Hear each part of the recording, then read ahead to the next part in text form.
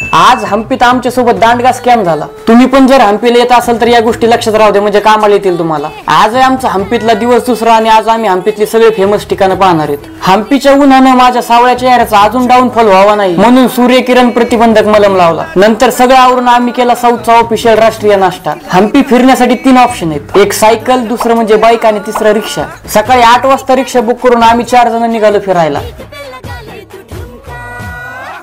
याच मंदिरात musical pillar पण आहेत, त्यांना वाजवलं की ते आवाज करतात। हॉटेल बाय किशोरीला वार सोमवार चांगला बोले। तर आमचा कसा स्कॅम झाला ते सांगतो। हम्पीचे पण 2 भाग आहेत, एक साऊथ हम्पी आणि एक नॉर्थ हम्पी। रिक्षावाल्यांना दिवसभर फिरवतो सांगून 12 वाजताच आम्हाला सगळे फिरून आणून म्हणला की सर आपका साऊथ हम्पी घूम के हो गया, अब नॉर्थ हम्पी देखने का है क्या? देखने का है क्या? आम्ही बघायसाठी चालूय म्हणलं। तर तो म्हणाला उसका 1000 एक्स्ट्रा लगेगा।